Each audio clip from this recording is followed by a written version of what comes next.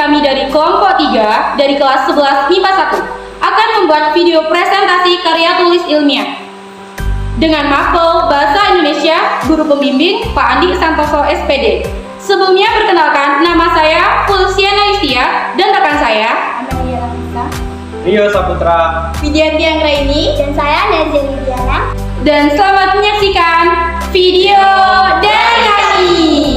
Kata pengantar. Puji syukur kehadirat Allah Subhanahu wa taala yang telah memberikan kita nikmat dan karunia-Nya kepada kami sehingga kami dapat menyelesaikan karya tulis ilmiah ini. Karya tulis ilmiah ini disusun dalam rangka memenuhi tugas mata pelajaran Bahasa Indonesia. Sebelumnya kami menyadari bahwa karya tulis ilmiah ini masih jauh dari kata sempurna. Untuk itu kami sangat mengharapkan kritik dan saran yang sifatnya membangun guna sempurnanya karya tulis ilmiah ini. Dalam kesempatan ini, tidak lupa kami ucapkan terima kasih yang sebesar-besarnya kepada semua pihak yang telah membantu hingga selesainya karya tulis ilmiah kami. Di sini saya akan menjelaskan karya tulis ilmiah tentang kebersihan lingkungan. Bab 1, pendahuluan. A. Latar belakang.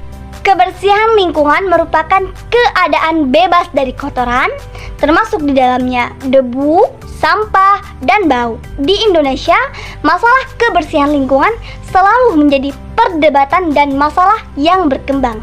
Kasus-kasus yang menyangkut masalah kebersihan lingkungan setiap tahunnya terus meningkat. Problem tentang kebersihan lingkungan yang tidak kondusif dikarenakan masyarakat selalu tidak sadar akan hal kebersihan lingkungan. Tempat pembuangan kotoran tidak dipergunakan dan dirawat dengan baik. Akibatnya, masalah diare, penyakit kulit, penyakit usus, penyakit pernafasan, dan penyakit lain. B.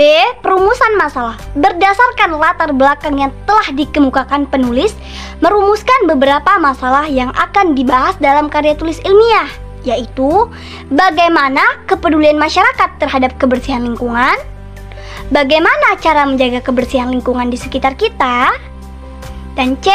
Tujuan penelitian. Supaya kebersihan lingkungan di sekitar kita tetap terjaga, meningkatkan kesadaran masyarakat akan pentingnya kebersihan lingkungan. D.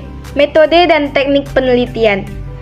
Untuk mendapatkan data dan informasi yang diperlukan, penulis menggunakan metode observasi dan kepustakaan. Adapun teknik-teknik yang dipergunakan penelitian ini adalah sebagai berikut. 1. Teknik pengamatan langsung. Pada teknik ini, penulis terjun langsung meneliti ke lapangan untuk mengetahui bagaimana kebersihan lingkungan dan bagaimana peranan pelajar terhadap masalah kebersihan lingkungan. 2. Teknik wawancara. Tujuan dari teknik wawancara ini adalah agar diperoleh gambaran yang lebih mengenai kasus yang dibahas. 3. Responden. Meliputi para pelajar, para pengajar masyarakat sekitar, dan ahli kebersihan lingkungan sebagai sumber informasi mengenai studi kasus masalah kebersihan lingkungan. 4. Studi pustaka. Pada metode ini, penulis membaca buku-buku dan tulisan yang berhubungan dengan penulisan karya ilmiah, serta yang berkaitan dengan masalah lingkungan hidup dan perilaku remaja saja. Bab 2. Pembahasan. A. Kesadaran masyarakat dalam menjaga kebersihan lingkungan. Kebersihan sebuah cermin bagi setiap individu dalam menjaga kesehatan yang begitu penting dalam kehidupan sehari-hari. Sebagai individu, harusnya segala aspek yang ada dalam masyarakat harus dapat menjaga kebersihan lingkungan, karena tanpa lingkungan yang bersih, setiap individu maupun masyarakat akan menderita sebab sebuah faktor yang merugikan seperti kesehatan, karena kesehatan itu sangat mahal harganya, sehingga semuanya harus diolah dengan baik dan benar. Dampak lingkungan yang kotor seperti pencemaran sampah. Misalnya yang pertama, perkembangan vektor penyakit. Vektor adalah setiap makhluk hidup selain manusia yang membawa penyakit yang menyebarkan dan menjalani proses penularan penyakit, misalnya nyamuk. Seseorang akan terkena penyakit demam berdarah atau DBD akibat gigitan nyamuk yang disebabkan oleh menumpuknya sampah atau lingkungan yang tidak bersih.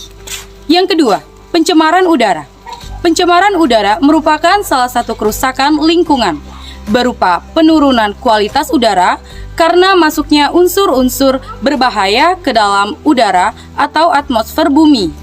3. Dampak sosial. Dampak sosial adalah sebuah bentuk akibat atau pengaruh yang terjadi karena adanya sesuatu hal. Contohnya seperti akan mudah terserang penyakit. Yang keempat, pencemaran air. Pencemaran air adalah suatu perubahan keadaan di suatu tempat penampungan air seperti danau, sungai, lautan, dan air tanah akibat aktivitas manusia. Dampaknya luas. Misalnya, dapat meracuni sumber air minum, meracuni makanan hewan, ketidakseimbangan ekosistem sungai dan danau, pengrusakan hutan akibat sungai hujan asam, dan sebagainya. 5. Pencemaran tanah. Dampaknya keseimbangan ekosistem pun terganggu, karena komposisi tanah sudah berubah akibatnya. Tidak ada tanaman dan hewan yang bisa bertahan hidup dari tanah dan air yang sudah tercemar. Bahkan, organisme yang hidup di dalam tanah pun berkurang. Gambar di samping adalah contoh dari lingkungan yang kotor, yaitu ada sampah yang tidak dibuang pada tempatnya, lalu ada contoh dari pencemaran udara yang disebabkan oleh asap kendaraan. Lalu ada contoh sampah yang banyak di got, lalu ada halaman yang tidak bersih, dan lain sebagainya. B. Cara menjaga kebersihan lingkungan. Yang pertama, membuang sampah pada tempatnya. Yang kedua, menanam pohon. Kegiatan ini dilakukan dengan memiliki manfaat agar mencegah terjadinya longsor, mengurangi dampak perubahan iklim, mencegah polusi air, menambah cadangan air tanah, menjaga populasi makhluk hidup, mencegah banjir. Yang ketiga, melakukan kegiatan kerja bakti. Yang keempat, tidak membakar sampah. Karena membakar sampah dapat melepaskan gas-gas yang menyebabkan kerusakan ozon. Yang kelima, menggunakan produk daur ulang. Daur ulang merupakan salah satu bentuk strategi pengelolaan sampah padat yang terdiri atas kegiatan pemilahan, pengumpulan, pemrosesan, pendistribusian, dan juga pembuatan produk atau material yang bekas pakai, serta komponen utama di dalam manajemen sampah modern. Salah satu menjaga kebersihan.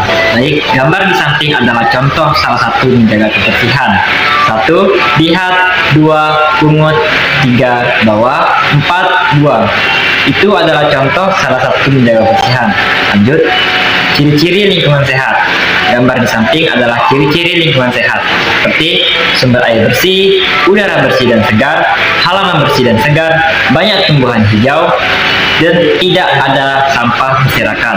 Contohnya, sumber air bersih.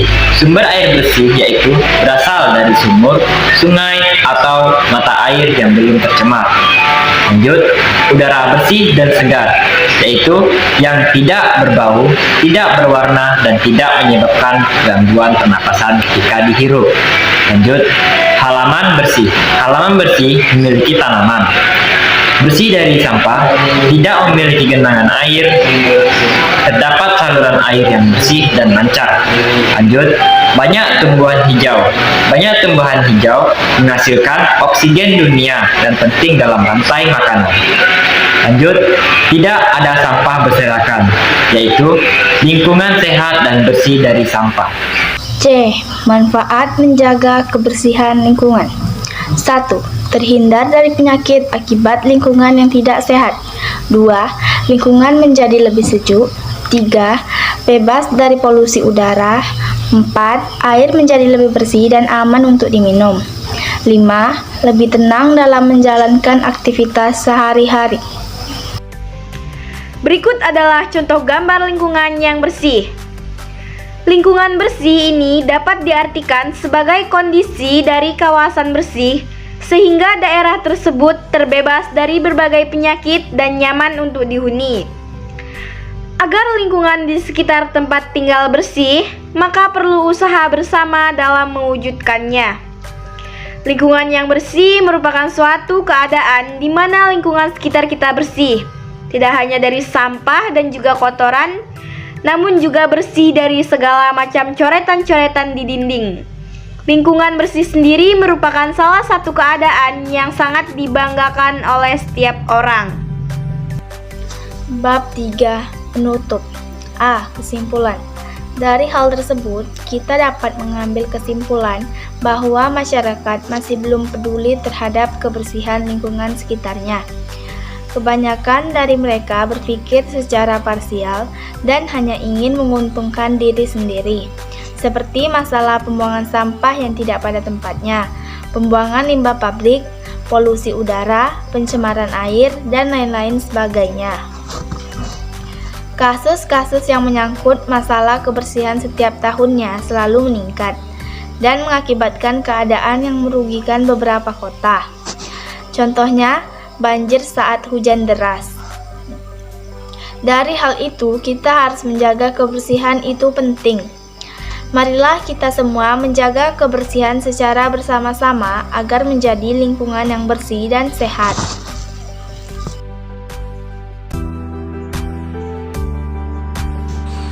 Sekian video presentasi karya tulis ilmiah dari kelompok kami. Apabila terdapat kesalahan dalam teks, perilaku, dan tutur kata, kami mohon maaf. Kami akhiri. Wassalamualaikum warahmatullahi wabarakatuh.